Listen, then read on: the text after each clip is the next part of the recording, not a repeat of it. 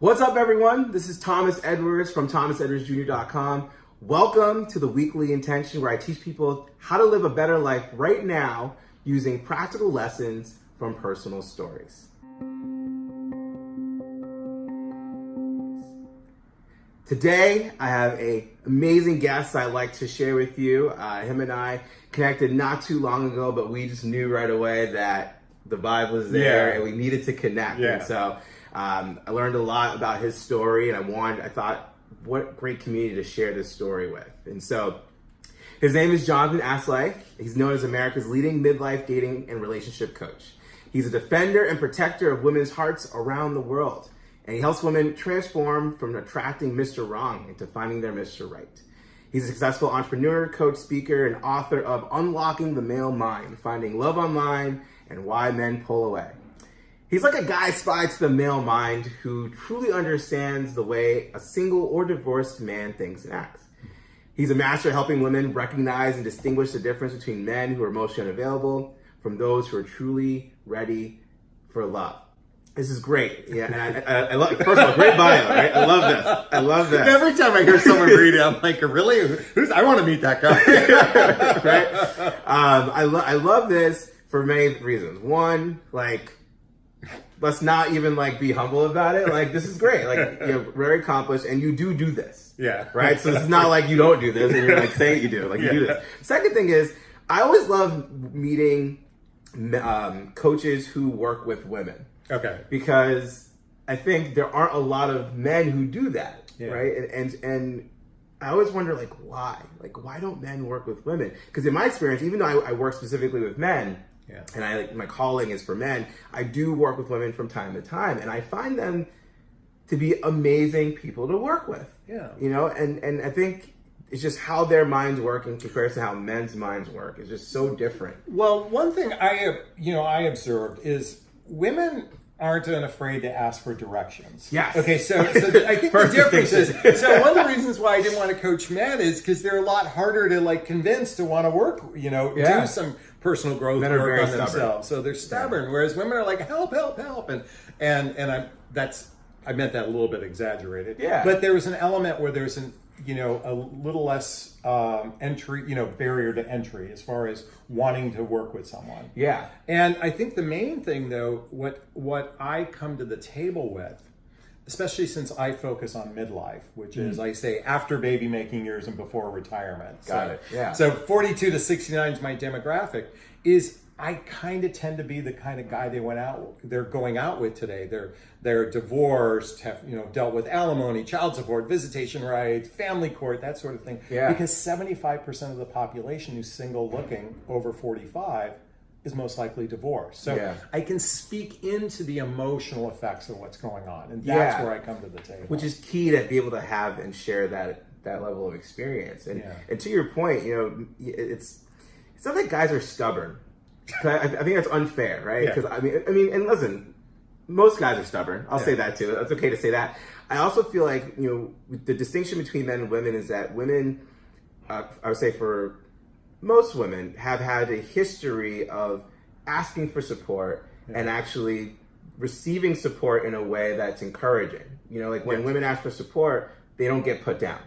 Right, there's no sign of weakness. It's actually almost like a sisterhood, if you will, where there's support everywhere. Where for men, to ask for support is you shouldn't do that. It's a sign of weakness, and it's a big deal when they do for them. Certainly. Yeah. So, but you're right. It definitely is there is a reluctance because they don't want to put off that vibe that they're weak. Yeah. And God forbid they talk about it, because the guys will also kind of bag on them for one another, which causes them to withdraw even more. So, I certainly give credit to work, for your work working with guys, and certainly I just appreciate women just because I like talking to women sometimes more than men. Yeah, right. Who doesn't, man?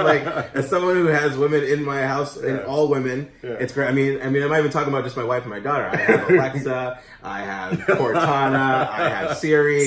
I mean, you're just covered by women. Yeah. I'm speaking to women every day, all day, and so. But I get that, and I appreciate that, and I think it's a good segue to even talk about that, because when it comes to support, right? You've had your own personal journey of getting support and allowing that to transform your life. this is the question I ask everyone who's on here. Yeah. You know, what was that milestone moment for you that you can look back now and say, my life completely transformed from that point? I know it's a loaded question. And no, because there's a couple key moments in my life, and it's something I shared with you before we chatted, was when I went through, after turning 40 and going through a divorce, literally a few weeks after my wife and I decided we were going to split up, I'd lost my job at that same time. I lost a $250,000 a year earning job, and I'm going through a divorce at the same time. Yeah. And so I was, being hit by the identity of no longer being a husband anymore, but also being a breadwinner and earner. I mean, everything started to go downhill in my life. Yeah. And before you continue, I think it's important for people to know, because I'm sure there's some people who are watching now who are currently going through this, right? Currently going through a divorce, and God forbid I ever go through it. I know, just working with clients and even speaking to others, divorce is not just like a financial wipeout. It is an emotional and physical, stressful position. So to add on to that layer of losing not just a job, but a job that produced a significant amount of money. I mean, to go from $250,000 to zero, right? I mean, what were some of the things what were some of the stories that came up for you that was a part of that downturn for you? So you mentioned a couple about like not being the breadwinner anymore.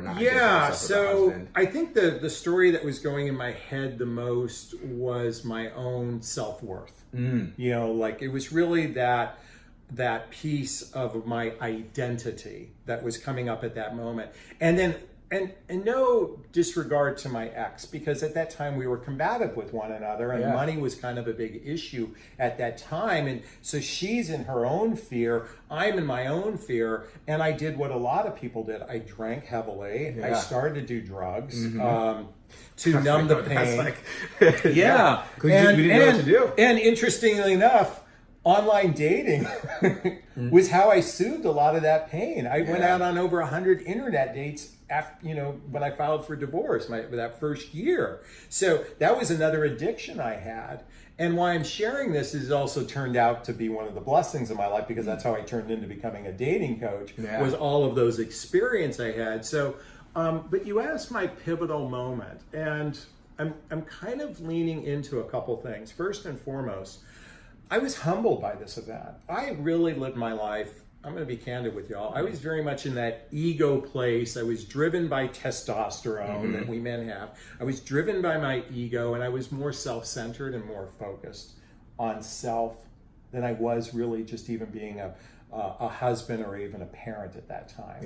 And it was, and I'm not proud of it. It's just, that's who I was. It was a big, strong part of, so I got humbled big time when I lost my job and really going through this divorce.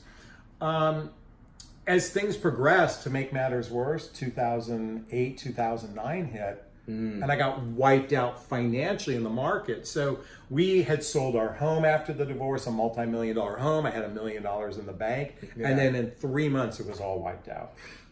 Talk about dramatic. I mean, those are 3 stages of traumatic loss when you think about it, right? Relationship, career, and then like physical wealth, right? So and I was beating up my body with alcohol and drugs and habitual dating. Was just a way, and because I wanted that feminine energy to connect with women. Connection. I wanted connection, but the lustful connection. And it's kind of funny. I got a text message from a woman just recently that I went out years ago, and somehow I popped into her consciousness. She sent me a message, and we just kind of joked. I go, I was such a train wreck back then. She goes, I knew it. I could see it, but I went against my own better judgment. Right? So, because I literally was a train wreck. In fact, this is one of the reasons why I counsel women, is to be able to spot men who are in this space of being a train wreck. So, but where I wanted to take this conversation real quick was 2 things. I had hit rock bottom, and I reached out for help. I think it's really critical that I point this out. I reached out to my mom and dad, of all people, because I was mainly because I had to move back in with them. Okay. At age 45. I mean, this is a very embarrassing place to be in my life. I had to move back in with my mom and dad after living in a multi-million-dollar home. Talk about humility, right? Yeah. Yeah. But I said, I need help to regain my life. And I reached out to my best friend. So it's really critical not to, even we men are fearful of asking for help. I asked for some help. Yeah. And just even that little bit of just like, I've got your back was the first step. Sometimes that's like enough to like propel you. It was, well, it was enough to keep feeling like I wasn't sliding backward at that moment. Like it stops the it stopped it's the putting the finger in the dike. Exactly. What really began to shift for me was beginning a daily personal development practice. I watched the movie The Secret. I then watched the movie What the Bleep. I started to follow Tony Robbins and and then it was Wayne Dyer and Marianne Williamson and then the Four Agreements. And I'm bringing up all these experiences because those were like little stepping stones to rebuilding my inner self-worth, rebuilding what I had lost within myself, that both ego and fear had diminished who I really was on the inside. So that was the first stepping stones. I want to share something that I didn't share with you earlier that relates to this. Was I found myself in a relationship in 2011 with a fantastic woman. I wasn't ready yet because I was still in my dark night of the soul, if you will. But her love and support, and we were both conscious of this. I mean, she said even to me early on dating, she goes, Jonathan, we're probably not a long-term match, okay? But we really cared for one another. But she held that space of awareness going, I know I'm part of your journey, kind of thing. She was that self-aware. That's amazing to be able to meet women who are, first of all, they can see you, even if you're hiding, even if you can't see yourself, right? And then they have the ability to, I mean, this is something that I speak about my wife all the time. I mean, consistently, she has been able to see me in my lightest, at my darkest, and when I was blind and could not even see in the dark, and she found a way to hold that space. Now, sometimes she held that space in a way that was unhealthy to her. But now she's been able to, as as I've gone through my own personal transformation, she was able to still hold that space in a way that also encouraged me and also was healthy for her, which is something that not a lot of women are capable of doing. So kudos to her for in that time to do that. No, and I bring this up because oftentimes, I'm sure you hear this, I have a lot of women say, God, Jonathan, you should be a role model to men and you should help men open up their hearts. And I go, it was a woman who opened up my heart. It was her accepting by the way, on our second date, she goes, because I didn't tell her the truth. Not a truth. I just didn't volunteer. I lived with my folks. But she kind of said something. She goes, do you live with your folks? Because I had mentioned my folks like 4 times in the conversation. And I go, and of course at that moment, I'm like the deer in the headlights going, and I said, yes. And she didn't, she didn't say no to seeing me another time. And we eventually went on a beautiful journey. We kind of had a couple breakups during a on and off 6-year period because we were still kind of going through our own growing pains.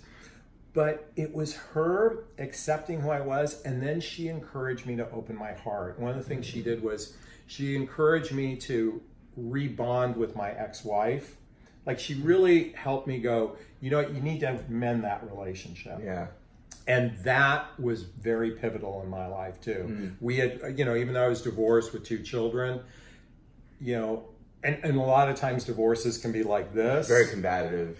It takes one person to make a shift. And my ex-girlfriend, I don't even like calling her an ex-girlfriend because she feels more to me in my life than that. But she encouraged me to open up that relationship. And that was another pivotal moment in my life when I could go back and mend what happened with that open heart. And it's taken years. I mean, at first my ex was resistant to me being all lovey-dovey, kind of thing, but now, which on some level piggybacks to the real part of my story. That is okay if I share with your audience. No, 100%. Because this is a part of these lessons that you're learning along the way, right? And we'll talk about those daily practices and things like that too. But yeah, finish this. Yeah, continue the story. So for those watching, it's been roughly about 10 and a half months ago, I lost my 19-year-old son to an accident. I don't want to get the particulars of what it is. And it was one of those, by the way, I will say he had a couple seizures before this happened. So there was an element of a medical condition here. You're a parent, so what I'm about to say, you can relate to is the minute my first son was born and then my second, my greatest fear was something happened to them. I mean, every parent's worst nightmare is something. I actually have like nightmares about what could happen, you know. I lived 22 years of habitual nightmares, whether they drown in the swimming pool we had, they get kidnapping was big, 30 years ago. That was like always in the news, and God forbid shootings now in schools and things. So I lived in such fear and worry. And then all of a sudden my greatest fear happened. And interestingly enough, this didn't bring me down. I always thought this would bring me so down that it would devastate my life, that I wouldn't be able to recover from it. And the first few months, I mean, don't get me wrong, I'm numb. You know what I mean? Even right now, I'm still in grief, and I was certainly numb. And to the extent that I experienced anger, denial, depression, all those things, I did. Stages. But I didn't experience it the way a lot of other people had, because I joined grief groups and I'm like, I'm not experiencing the pain the way everyone else is. Yeah. So what was going on in that moment that made you experience it differently? Because you're not feeling any different in terms of the emotions, but how you're processing it has been different. So what's been that like? Yeah, that's a great question. So I said to myself shortly thereafter, and it was right after we had the funeral and I did the eulogy, I set an intention. So this was 2 weeks after. I said, I'm going to grieve with love. Like, not grieve out of fear, not grieve out of anger, not grieve out of depression, not grieve out of denial. I'm going to grieve through love. I set that intention, and what that meant was because I'm also from a spiritual perspective. I know he would never want me to be, have this cause me to ruin my life in any way. Yeah. I certainly know that he would want me to live on with joy and fulfillment and fruitful life and everything. So from a spiritual perspective, I knew that he would want me to be not depressed and angry and any of those things. To be powerful. Yeah. And so I had that message holding me. And love is just a powerful force. So why not choose love as my way of doing that, experiencing this? So as the weeks and weeks and weeks went on, it inspired me to write a book that relates to self-love. And so as I kind of look at this now 10 months later, I'm going, all right, what allowed me to be in a place where the worst thing I ever thought could happen didn't bring me down. Yeah. It didn't collapse me. It didn't cause me. And actually, on some level, it brought my ex and I closer together, which, not that I wanted that to be the catalyst for it. Yeah, but just something that would... We have now this shared experience, and so we even have a better relationship. Yeah. And I came to this conclusion literally shortly after I finished writing the book, was because I began a self-discovery practice 10, 12, 13 years sooner, right after my divorce. And when everything went, so I hit rock bottom once in my life, and I have to get out of it by doing something. Yeah. It was a personal development practice. And then I went to, after with that woman I dated, we did Tony Robbins together. Oh, nice. And then I did the Hoffman process, and I did Warrior Weekend, and I did all these things all throughout the year. So by the time this worst thing could happen, I actually built the foundation of a healthy Jonathan. Yeah. That didn't exist before that. Yeah. And so I wrote this book. Is it okay if I share it? Yeah. Okay, I just want to show everyone. It's called Yeah. It's called What the Heck is Self-Love Anyway? Great title. And I wrote this book because, thank you, because self-love, self-worth, self-confidence, self-reliance, whatever word you want to choose, the discovery of oneself, I think, is a very important journey. Yes. It coincides with everything in your life. It coincides with being in a relationship. It coincides with being in a, providing for yourself and your family. It coincides with your healthy friendships, is cultivating that inner self-worth, because, and we're both in the dating realm. Yeah. I've observed that the dating reveals like the number one mental health issue, or it amplifies it, and that is lack of self-worth. It definitely reveals it. Yeah, it reveals it. And so I wrote this book, and through the journey, it allowed me to, and by the way, my son's in this book. Okay. One of the chapters is called, Don't Let Anyone Fuck With Your Chi. And my son was like, there was something about him, like other people could bother him, and he wouldn't be affected by it. Yeah. And that was a mastery of oneself. And so my invitation, and what I did at the end of the book, is an invitation to be, if you're brand new to self-discovery, and I mean personal development or spiritual practice, whatever you call it. Yeah. This is like a wake-up call or a door opener. Awesome. It's not meant to be the deep dive like books like Untethered Soul or Return to Love, which are fantastic books. This is the kind of the introduction. Yeah. But at the end, I'm like, the encouragement is to begin a daily practice, and Tony Robbins calls it the hour of power. Mm-hmm. Yeah, I do something similar. I invest 4 or 5 hours a day on my personal development. I invest that much time in my life, which is, so this is. I want to take a pause because this is very significant. Now, because people will hear this, and they'll say to themselves, "Fuck, 5 hours a day." Yeah, I know. Right? And so I want to make sure this is very important. Like, how much time you spend each and every day working on yourself does not matter. What matters is that you spend any amount of time working on yourself. The problem is that many of you spend zero time on working on yourself. So for me, I'm similar in that way. I'll spend anywhere between 2 to 4 hours daily on myself throughout the day. Yeah, and it's part of our professional life too. I want to make sure that we're kind of in jobs that kind of lend itself to that. And of course, and for me, I do it more for. I would say the back end of that time is actually spent on kind of sharpening the saw professionally. Yes. But those 2 to 3 hours are really for my well-being and my personal sense of self. Yeah. I wake up 6:30 in the morning before anyone else even moves, and I spend an hour, meditating, working out, journaling, having a smoothie, things that I was taught and coached to do before anyone moves, because it's important for me to start that day that way, right? Yeah. And I know you're talking about very similar, because Tony Robbins has his hour to power, and other people who we know as successful people integrate their own kind of system for doing that.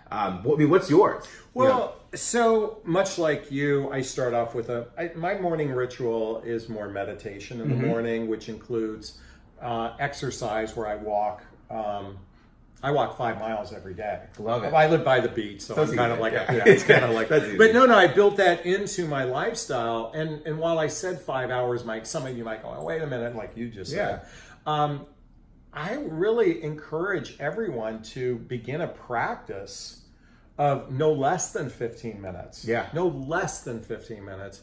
And an hour doesn't have to necessarily be all at the same time, but I encourage that, because here's the bottom line. I invite people to look at where they waste time. Yeah. And that's a judgment, of course. And a judgment in comparison. But there is so much time wasted. So for me, sometimes traffic is a great way to pop in an Abraham Hicks CD. Yes. I'm stuck in traffic, like driving out here to visit you. I was 45 minutes. I listened to Abraham. Boom, I got 45 minutes in, and I'll listen to 45 minutes on the way back. So when people, here's the thing, and I'm being blunt here. Yeah. Don't tell me you don't have time, because you have time. It's how you use it. How you take do you want to make the effort? Because, listen.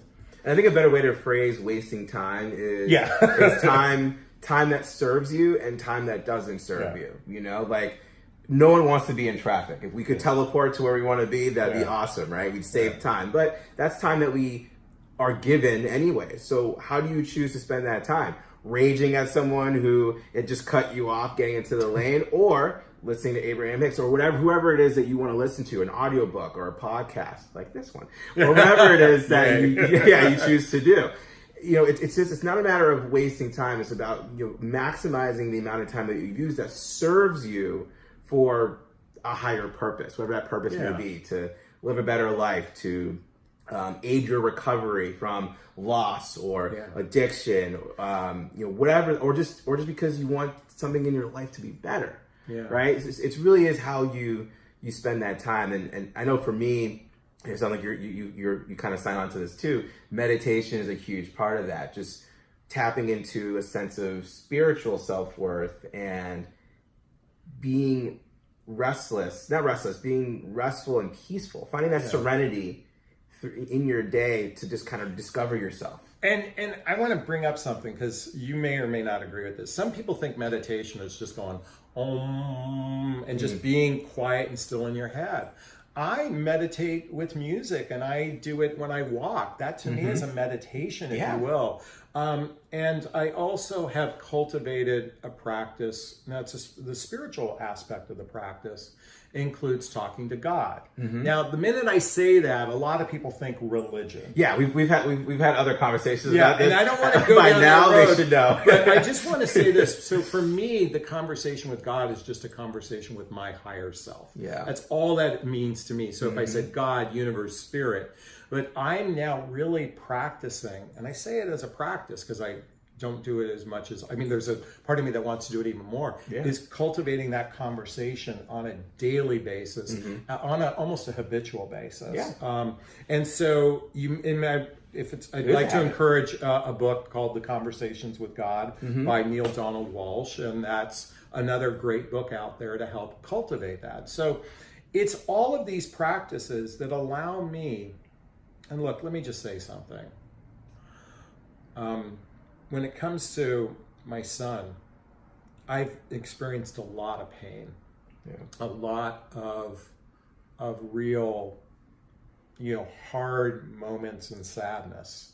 And because he wasn't just my son who I loved, I liked the guy. Yeah. I love the motherfucker. He was fun, and so I miss that part of him being in my life. And although our relationship has now changed to a spiritual one where we have a different dialogue, I miss that day to day. Yeah. But I wouldn't have been able to get through this terrible thing if it wasn't for the work I did ahead of time. Yeah. I really do believe that. And I want to be a force now in the world to introduce that conversation to people. I want to be that force so you don't have to wait till something happens. Like in my case, it was my real crash that happened in 2005. Yeah. That's really where my pain started. Even though this is a different kind of pain, it's like I believe that by making the investment in yourself, you have created a foundation that when there is chaos, you handle it so much better. Yeah, I think it's a great lesson to even bring up, and I think about this because oftentimes we wait for something to happen in order to feel like our life opens up. Yeah. But that also happens on the other side. We wait for life to happen to us before we feel broken or before we hit rock bottom to then decide to do something. Yeah. And I've talked about this in previous weekly intentions too, about the art of desperation. Yeah. Where, being desperate is not a bad thing. Being desperate is where you are at a point where you are decisive on taking some type of action that gets you out of your current situation. Yeah. And even though the divorce, your job loss, the market crashing, or even back in 2005, that happening sparked this journey. Yeah. What it did do was it prepped you for other stages, other things happening in your life that you were more prepared to handle and process. Yeah. It doesn't mean that what you feel is any different than other people who go through similar things. Yeah. It's just the tools that you have and the support that you have now creates a completely different experience than what you had prior. And so for those listening, I want you to know that a big lesson to learn here is don't wait for something to happen in order to build your life. Yeah. You can build your life right now while things are on the up and up, or Yeah. things are on an even keel.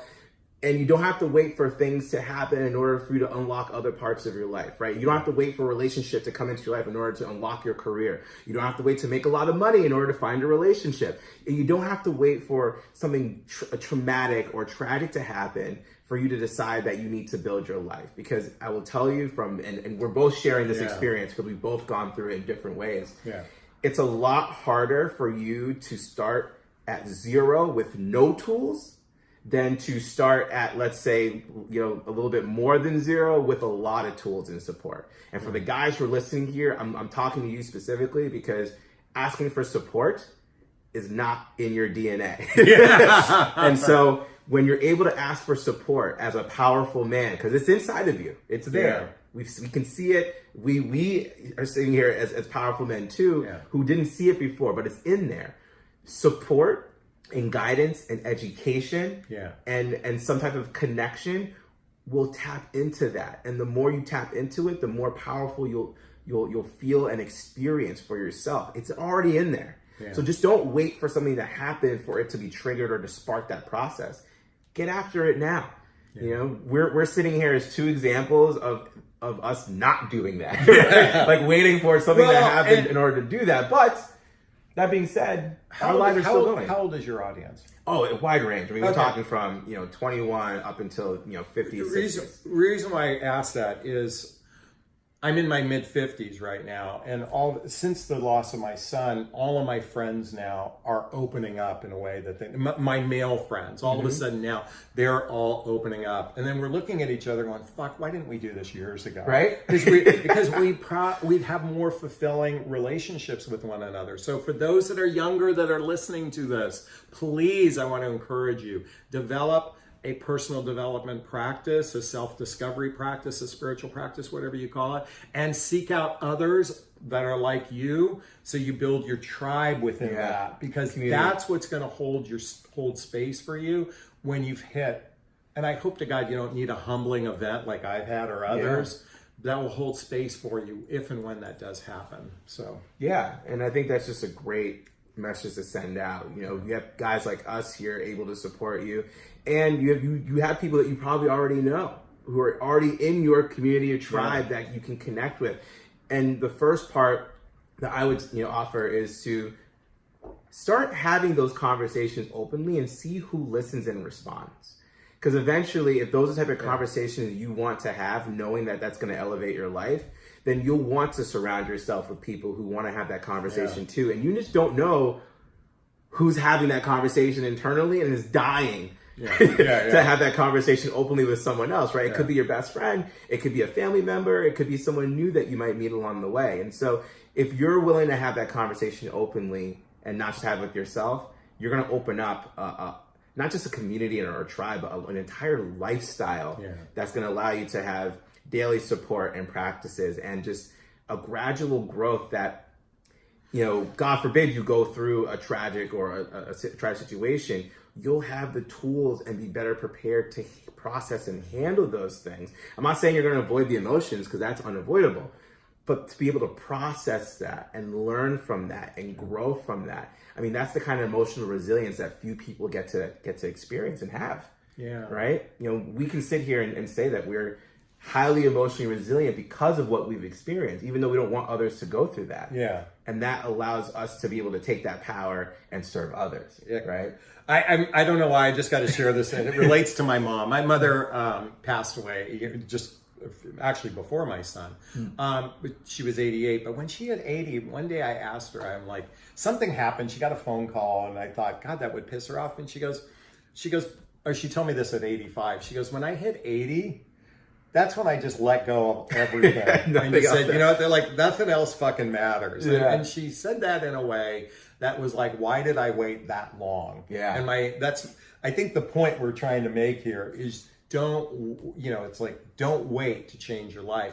Make that investment in yourself now, this very second. And all you have to do it is incrementally. A little here, a little bit here, a little bit here. Like you said, 15 minutes. 15 minutes. I mean, even Geico says it. 15 minutes can change your life. But 15 minutes can change your life. I mean, when I talk about, when you think about you spending, up to 5 hours a day, the level of acceleration in your life can be apparent, right? I mean, 30 days with that practice could be like a year of transformation, right? But like, you don't need to go to that end. You don't need to, 15 minutes can transform your life, and so it's just a matter of what you're willing to commit to in order to make that happen. What happens, let me say this, one of the reasons why it's that long is because I've been doing a little bit all along the way. What happens is my awareness now is 5 hours in a day. Yeah. My awareness to what's really happening in my life, how I get triggered by a Facebook post that pisses me off, or someone criticizes me, or maybe someone doesn't pay a bill, all these things, it's becoming that much time because I'm aware that I don't go down that old rabbit hole. Yeah. So that's part of this time, is just absolute awareness that I am a creator of everything in my life. Most everything is happening for me, not to me. Mm-hmm. And I have a choice on how I respond. So that's why it might seem like a lot, but it will happen. The more work you do, the more aware you become, and you'll be surprised that pretty soon, even a small little trigger that could have knocked you down for 3 days, I mean, something pissed you off. Yeah. Now it's like, okay, it's a minute. Yeah. It's like, well, yeah. Okay, I took it, I hit it, I'm like, okay, I'm over it. And then 15 minutes later, it might pop back up again. Yeah, right? But that's okay too, because it's the intention. So that's what, and by the way, I'm loving this conversation. Yeah. No, so thanks for bringing this up. Yeah, because this is something I really do believe is much needed. Yeah. And as each person shifts to more self-love, this has a rippling effect on the planet. Yes. And every time we talk about, we as a government need to do this or we need to do that, start with the I. Be the drop in the water that creates the ripple. Yeah. Because when you begin to love yourself, that rippling effect happens to everyone else. And you don't have to worry about, Washington, D.C. Start where you're at right now and watch the ripple effect happen. Yeah. And that becomes your legacy. Yeah. Yeah. Awesome. Thanks so much, man. Oh, man, thank you, man. This is so great. And I can tell, I can feel it already that, everyone who's been listening and watching has learned so much. So how can they continue to know about you and get to know you and continue to follow your story? So, my name is Jonathan Aslay. You can Google me at my website, jonathanaslay.com, or selflovethebook.com, Self-Love the Book. And it's not like I'm doing this to make money. I want to encourage everyone to invest in themselves. And so if you want to find me, you can find me on social media. You can find me on LinkedIn, Twitter, and all that. We'll link it all up. But this is my conversation that I encourage you to do. And please tell others to invest in themselves as well. Please pay it forward in that regard, just like we're doing it right here. Yeah. Awesome, man. Thanks again. And so my question for you guys is, where in your love, lifestyle, leadership, legacy do you find yourself waiting for something to happen in order to feel like your life begins to change? And what is your intention to not wait any longer and do something now that can begin that transformation today? Once again, John, thanks so much for being here. I really appreciate it. And I really hope you guys enjoyed this video, because we want to help each of you live a better life full of connection, experiences, value, and purpose. And you can do it much faster than you think or you were taught to believe. And so we were able to get the support that we needed. We're here able to support you. Go out and get that support. You can go to thomasedwardsjr.com and see all the information that you need around how you can get support and lead yourself into a better life.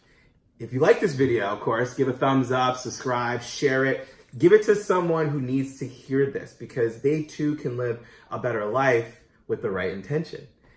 And that's all I got, guys. So until the next time, this is Thomas saying, keep it simple, be amazing, and live intentionally.